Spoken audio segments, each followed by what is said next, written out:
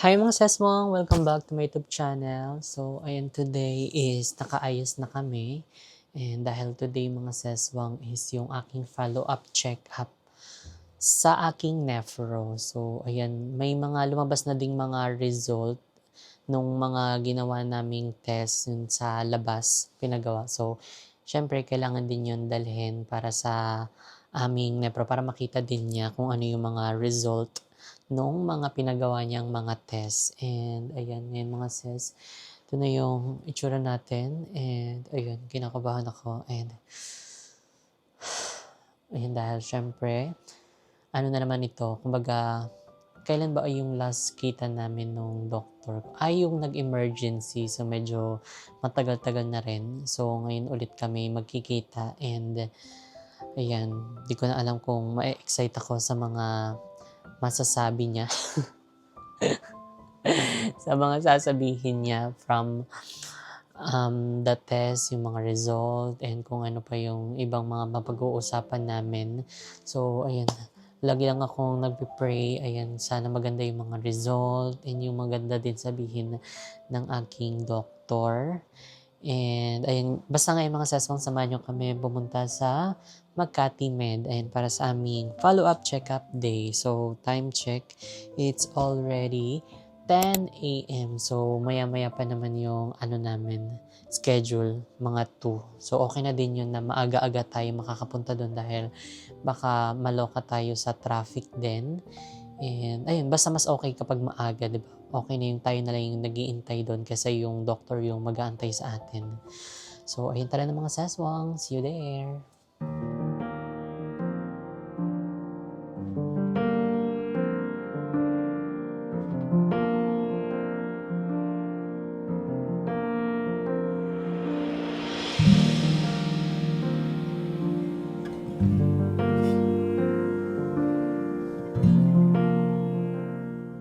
Sa'yo na yan. Eto, sorry sinulat ko muna lahat. Para pag-explain ko sa'yo, isang full na explanation. Well, I last saw you last Saturday kasi sobrang sumakit yung dito sa chan mo. Actually, when you texted Ate Lenny, medyo natakot ako noon kasi di ba nag-biopsy tayo tapos may nakitang TMA. Usually, TMA, it could present with clots din sa ibang parte. Kaya nung nakita kita, gusto sana kitang ipa-ultrasound. Doon sa yung scrotal ultrasound na sinabi ko sa inyo. Baka kasi may nag-clot doon na syempre ayaw natin nun. But when I came in, meron ng whole abdomen CT scan and nung tinanong ko naman kayo, walang contrast so it's safe for the kidneys. And nung tinanong ko si Kevin, you were in pain at that time, hindi na ako nag-explain ng napakahaba nun kasi what for is sobrang in pain siya. So, I would reserve the explanation once mas naiintindihan mo na, once mas relax yung environment. Kasi, both of you are high-strung during that time. So, syempre, kinakabahan, ano kayang pwedeng mangyari, ganon. But anyway, when I came in, yung ER, hindi actually kami pinatawag ng ER. It's just that nag-text kayo kay Ate Len. Kaya dumaan ako. Buti nag-text kayo kay Ate Len. Kasi if you didn't text Ate Len, hindi ko malalaman na nasa ER kayo. So pagdating ko, nag-whole abdomen CT scan na. And when I asked Kevin, ang sabi kasi sa akin ni Kevin, Dok, kasi di ba may stones siya? And then sabi ko, hindi, ang naaalala ko lang is yung cyst. Oo. And then I left, tapos umalis na ako, pero hindi kasi ako mapakali. Kasi nga, alam ko na si Kevin, alam na alam yung kaso mo. And as mentioned previously, you have a very good support system. So both of you are working together, hand in hand. So that's very good. Tapos, kaya, ni-retrieve ko talaga yung mga, yung ultrasound mo, which was done during your admission. And doon, tama si Kevin na merong, hindi lang siya cyst, meron din tayong stones. And when I reviewed your medications, remember that when I sent you home, meron na kayong tamsulosin at saka potassium citrate. Diba? And I explained, tapos naalala ko na I explained to you na meron talaga kayong stones.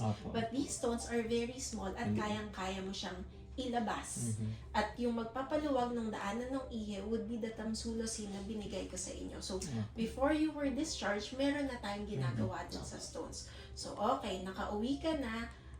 Nung nakauwi ka, mas, syempre, nasa ospital, nakahiga ka, nagagagalaw ka na. And since pinapaluwag na natin yung daanan ng ihi natin, ikaw, kung may kidney stones, these are what stones would look like. Okay, ito yung daanan ng ihi. Yung tamsulosin na binigay ko sa inyo last time, papaluwagin niya itong daanan na to. Kasi these are very, very narrow na daanan. So, diyan bababa. And since nung pag-uwi, gumagalaw na tayo, nakapunta na kayo sa Makati Med, let's start ng bumaba yung stones. Kasi sabi ko naman sa inyo, masyado siyang maliliit. And usually, ang stones, kapag yan nagsistart bumaba, meron talagang pain. Okay? But I cannot give you any pain reliever at that time kasi hindi pa naman siya bumababa eh. Nung tinignan ko yung ultrasound ninyo ngayon, meron kang stones sa right side, it's 0.4, ito yung right side mo. So, it's 0.4, sa left side, it's 0.8. So, mas matagal talagang bababa yung nasa left kasi mas malaki siya at yung nasa left, based sa ultrasound, it's 0.8. And yung 0.8, mas mahirap siyang ilabas kesa sa 0.4. Okay, so kaya nung may sumakit sa'yo, sa kanan yon. Okay. So, nung sinabi ni Kevin na, Doc, merong stones. So, yun nga, ni-retrieve ko. At nung nakita ko may stones, tumawag na ako sa ER, pina-cancel ko na yung scrotal ultrasound kasi you wouldn't need it na.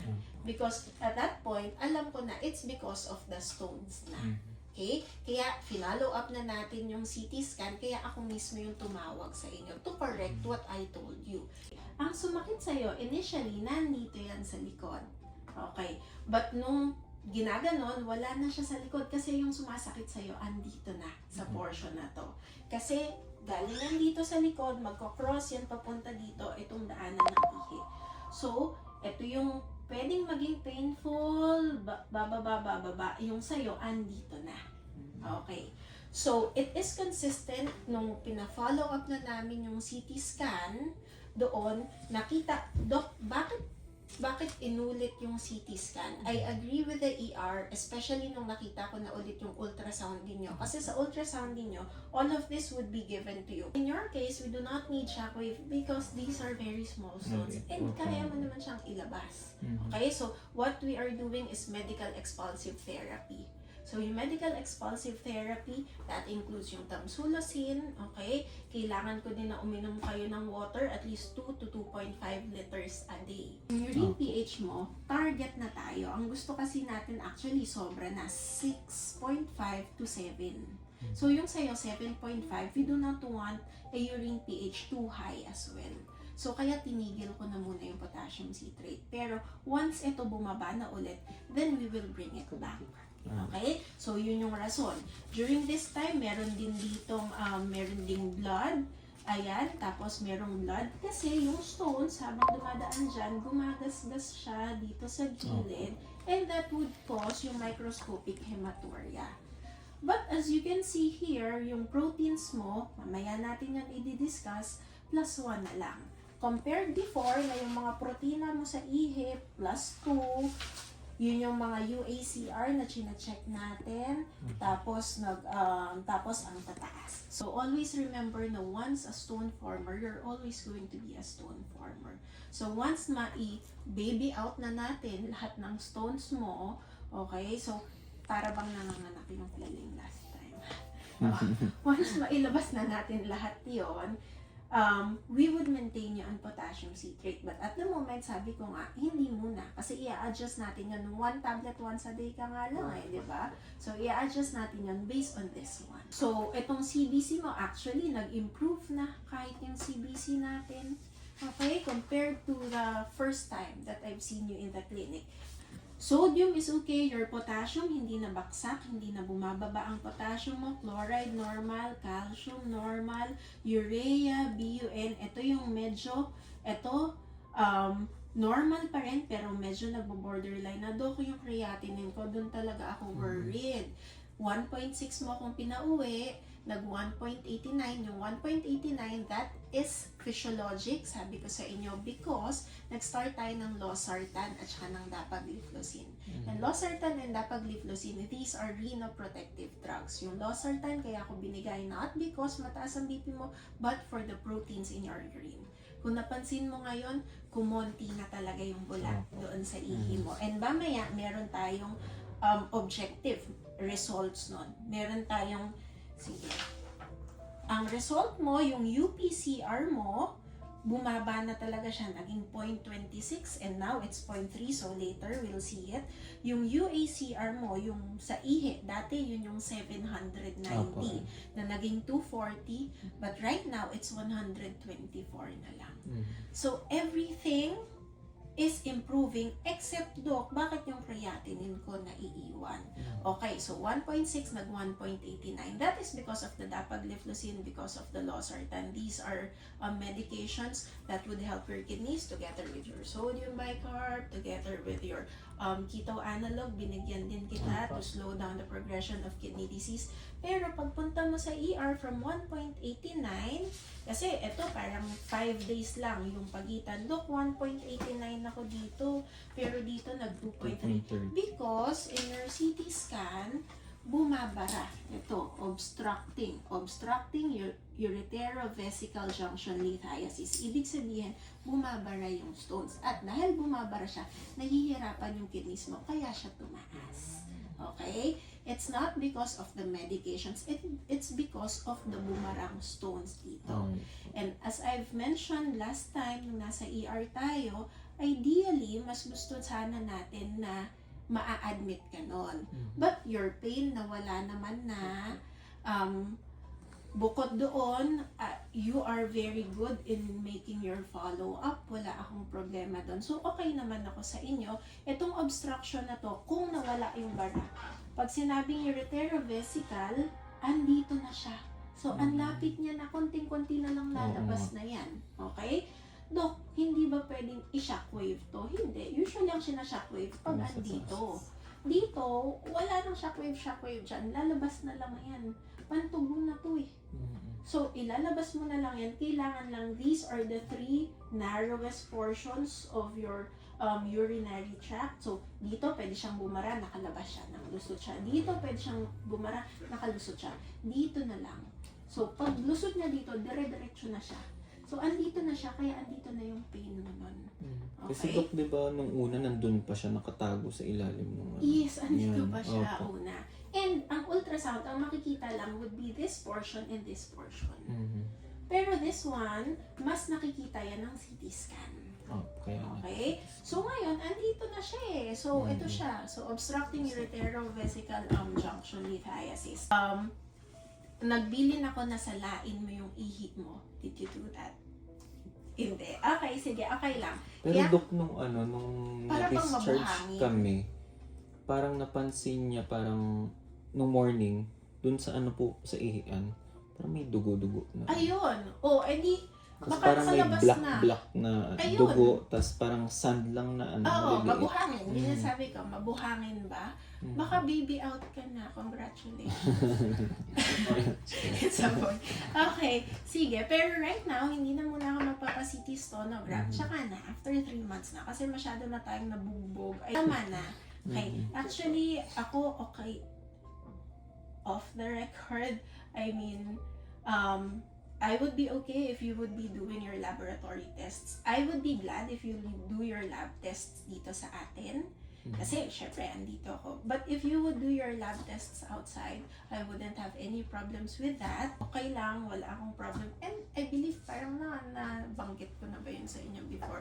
I'm okay with high precision. High precision is Okay naman po reliable. yun, Dok.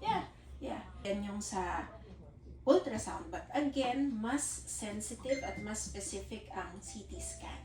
Okay? So, dito tayo sa CT scan. So, dito ang sinabi niya, liver unremarkable, but sa akin, fatty liver ikaw. Okay?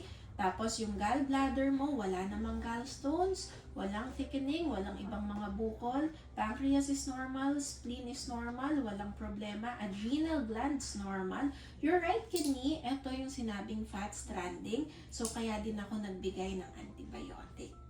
Okay? So, non-obstructing, superior, Ano po yun, Doc? Sorry po. ibig sabihin nun may infection. Kaya ako Okay. nagbigay ng antibiotic. And that is consistent with this one. Yung appendix mo, Nakikisabay kasi yung yung appendix, feelings. actually, nung nag-CT scan din, they would also want to check kung meron bang, nag-appendicitis ka ba? Although Mhm. nasa ibang part naman, ibang side yung sa'yo eh. Pero sometimes there could be referred pain, kaya dun sumasakit. So, para din lang ma-check na. Okay? So, lymph nodes, wala namang kahit anong enlarged lymph nodes, all of this normal, yung abdominal wall, yung mga vessels mo. Other findings, nakita ito sa lungs. So, parang merong mga konting mga peklat-peklat sa lungs mo. But this one, nag-HRCT naman na tayo for that. Okay, so may questions doon sa stones natin? Wala naman. Doc, bakit po kaya ako nagkaroon ng stones? If you do have a family history of kidney stones, then isa yon sa pwede mong mamana. If you have had history of stones before, prior to this ba may kidney stones ikaw? Wala po. Wala, okay. But right now, pag mas bata, meron talagang chances na pag mas bata kang nagsimula na may stones, may chances na magka-stones ka pa later on in life. So what we would have to do is just to monitor, survey, okay, para maaagapan natin. Drink water, at least 2 to 2.5 liters a day. Okay, kung mas mainit, mas inom ka ng water. Kung mas pinagpawisan ka, then drink more water. Okay Make na it- po kahit lagpas na naman. Okay lang sa akin. Wala ka namang heart disease, so okay lang sa akin. Actually, when you texted ate, medyo natakot ako noon kasi, di ba nag-biopsy tayo, tapos may nakitang TMA. Usually, TMA, it could present with clots din sa ibang parte. Kaya nung nakita kita, gusto sana kitang ipa-ultrasound doon sa yung scrotal ultrasound na sinabi ko sa inyo. Baka kasi may nag-clot doon na syempre ayaw natin nun. But when I came in, meron ng whole abdomen CT scan and nung tinanong ko naman kayo, walang contrast so it's safe for the kidneys. And nung tinanong ko si Kevin, you were in pain at that time, hindi na ako nag-explain ng napakahaba nun kasi what for is sobrang in pain siya. I believe again it's because of the hyperviscosity kasi nga ang taas ng hemoglobin levels mo. And we are looking for other reasons kung bakit. Kasi pag may TMA, kung nagbasa kayo ng internet, kasi natakot kayo, di ba, Doc? Cancer ba? Baka nag-google kayo or whatever, nag-research kayo. One of the possible reasons then would be, syempre, hypertension. Wala kang hypertension. Pwede ding infections. Pwedeng autoimmune. Pwede ding because of malignancies. So we have to cross out everything para makita. Para masabi natin, it's because of secondary TMA, which is because nga dahil masyadong mapula yung dugo mo nung time na yun. Okay? And to determine whether it's active or not. So number one, yung biopsy mo, wala pa yung electron microscopy result, but I was able to talk with a pathologist and yun talaga yung reading. So it wouldn't change anymore. We're just waiting for the complete report talaga. So whether it's chronic or active, pag active kasi, mas yun yung sobrang bilis tumataas ng creatinine. So ngayon, kung napansin nyo, relax lang ako kasi I believe that this is not because of the TMA. Yung increase ng creatinine ninyo, it's just because of your stones. Okay? So bakit ko yun nasabi?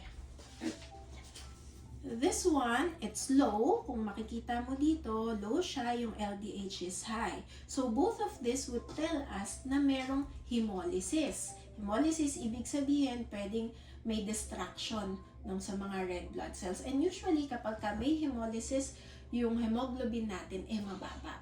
But in your case, hindi naman. Actually, mataas nga, binawasan ka pa nga ng dugo. Okay. And if may hemolysis, usually, yung reticulocyte count mo ay mataas dapat. But in your case, it's mababa. So, yun yung sinasabi ko sa inyong your case, hindi siya katulad ng ibang mga classic na napapanood natin, nakikita natin sa mga pasyente. Okay. So, this is consistent with your CKD. Okay? And this also is consistent with the inflammation infection that you had before ito mangyari. Di ba prior to this, yun yung nilagnat ka, nag-antibiotic Opo, tayo. yes. So this one, yung LDH dito, this tells us na mukhang one of the reasons din kasi could also be because of an infection or inflammation. Okay? So, pero ayaw din nating mag-isip na, sabi ko nga, kailangan nating i-rule out lahat. So, it could also be because of vitamin B deficiency, but in your case, you are not deficient. Actually, medyo mataas pa nga. But this could be because of meron kang fatty liver. Okay, which we've seen doon sa ating ultrasound previously. So, tanggal na din to kung bakit ito matataas.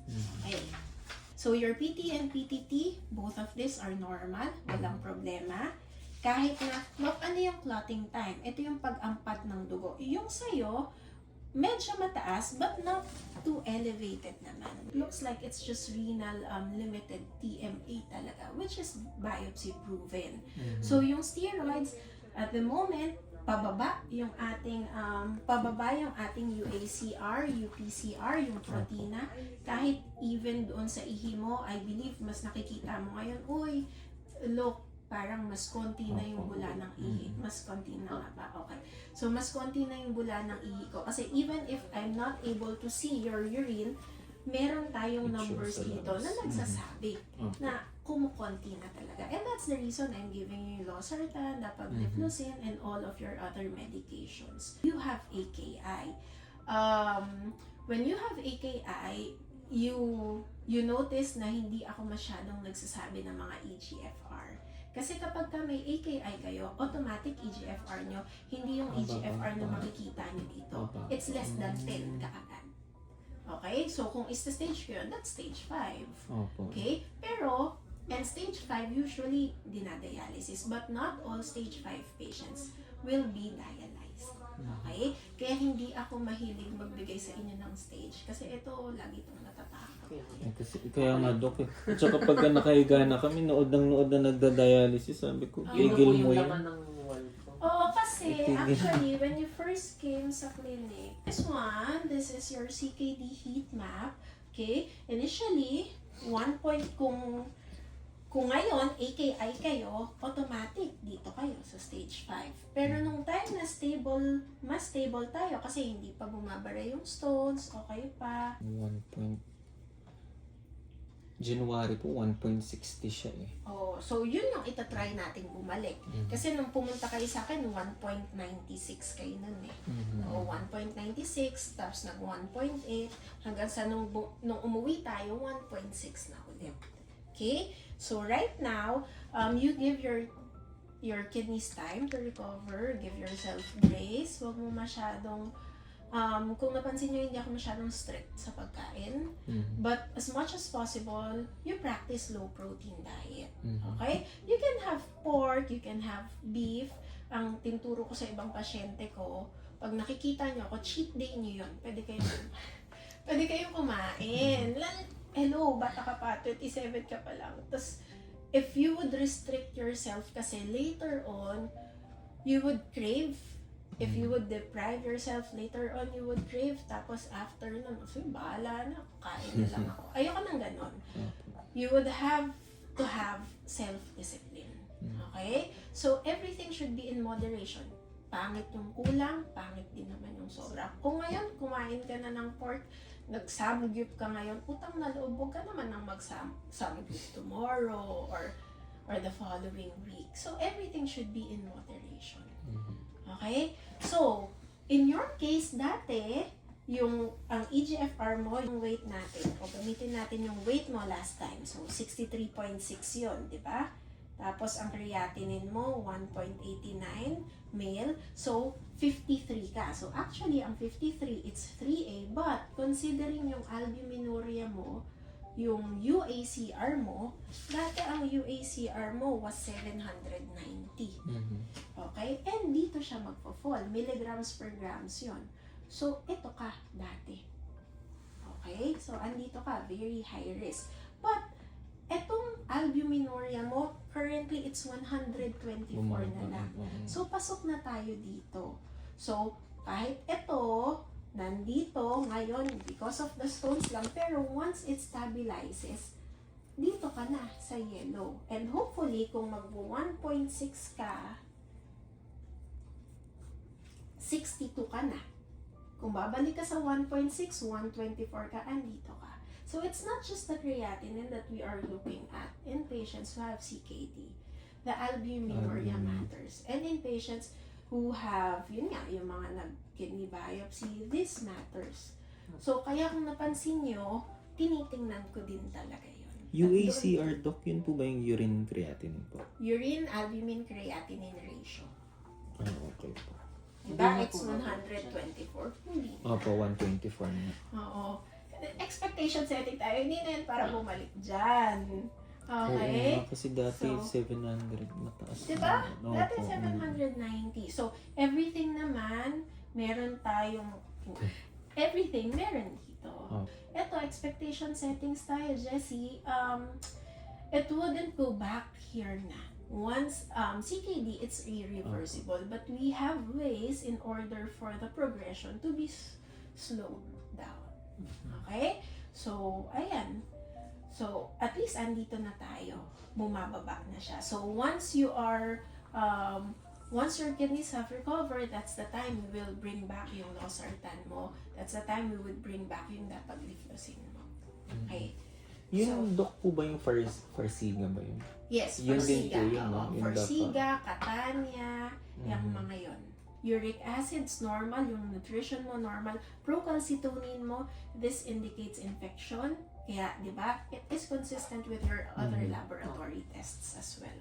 Okay? Your sodium and potassium that time, but we have new results nung na-ER ikaw. Ito yung UACR mo. This is your UACR. Ito yung 9. 90 dito. But since nga bumara yung stones dito, yun yung naging 124. Oo. But if you notice, it still is better than your previous. Even nung naka-admit ka, mas mababa pa rin siya. So, eventually, once your kidneys have recovered dahil dun sa obstruction ng stones, then that hopefully magdire-diretso pa siyang bumaba.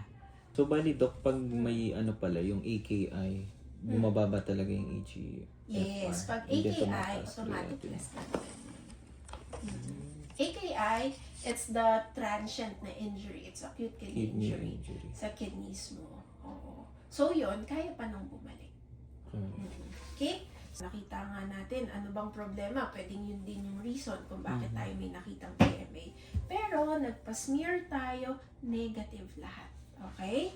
Kahit dito, pwede din kasing merong mga tinatawag nating mga multiple myeloma. Yun yung reason kung bakit natin ito ginawa. Yung SPEP at saka UPEP. And this came out negative as well. Okay? So, negative to. Yung sa dugo mo, walang schistocytes. So, yung TMA, it's not active. Alright. So, it is chronic na. And I believe it is because of the transient hypoxia, yung parang kulang sa oxygen. Kasi di ba naghihilig ka din? Oo, yun. Tapos, yung HRCT, meron ding nakita. Kaya ko sana kayo gustong ipa-sleep study. But it's not urgent naman. So this one turned out okay. Wala namang problem din doon sa CBC. No, it's actually better. Ito, dahil din yan sa infection. Diba? So, in short, napapadak magsalita. Okay. Sige. Para isahan na doon. Okay. So, yung repeat labs mo ngayon, from 2.3 yung creatinine mo, 2.4. So, it's fairly stable. So, again, cycle, give yourself some grace. Whatever it is that you're doing now, you've lost a lot of weight. Actually, from 63, 60 ka ngayon. So, dahan-dahan din sa pagpapapayat, okay? So, pwedeng kumain, hindi naman bawal. Sabi ko din, low salt, hindi no salt, Mhm. because that's also bad. Okay? You can use spices if ever. Pero sa ngayon, hindi ko muna papatulan yan kasi AKI ka pa ngayon. I mean, baka may chance pa yung bumaba. Magkikita naman tayo after 2 weeks to 1 month. Then that's the time, titingnan ko na lang ulit yung phosphorus mo. Okay? Yung calcium mo, normal. Magnesium mo, normal. So, all in all, everything is stable. Okay? So, kaya sabi ko kay ate, ka-text mo ba? Pakisabi, relax lang. So, ayan mga seswang, we're here. Ay, nakauwi na tayo ng bahay. Ay, nakapag-freshen up na din. Nakapagtanggal na din tayo ng mga sunblock and everything. And, ayan, nakabihis na rin tayo.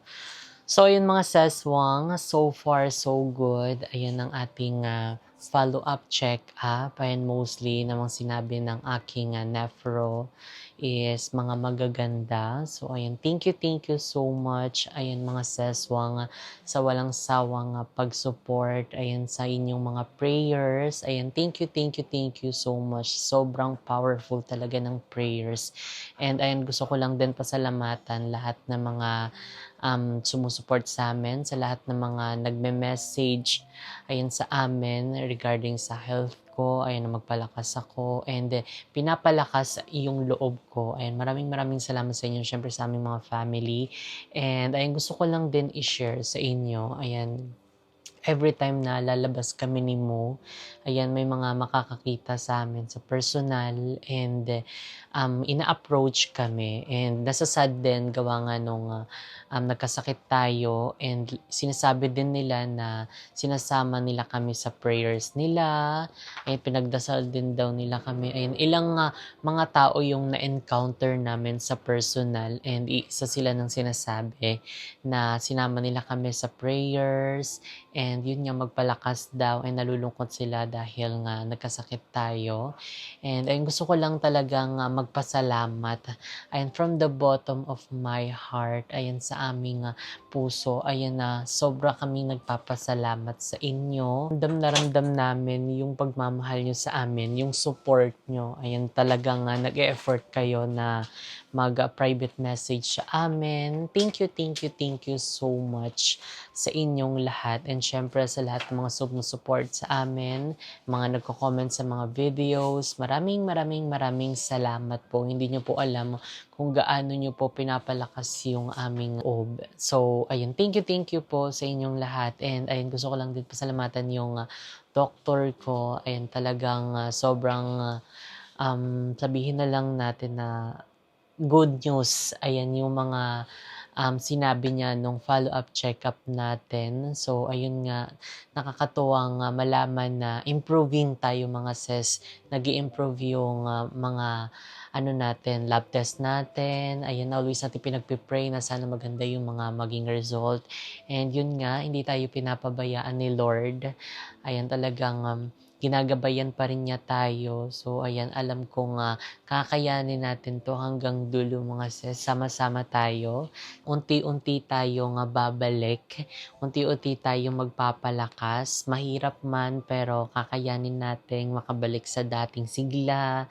Yung dating Jessica na napapanood nyo. Alam kong hindi madali or hindi masayang panoorin yung mga ganong klaseng videos namin, pero gusto lang din namin i-share yun para makapagbigay ng mga information sa inyo. And ayun lang mga seswang, basta ang aming puso is sobrang nag-uumapaw, sobrang nagpapasalamat sa inyong lahat. So ayun, dito na nga natin i-end ang ating video. So see you on our next vlog. Bye!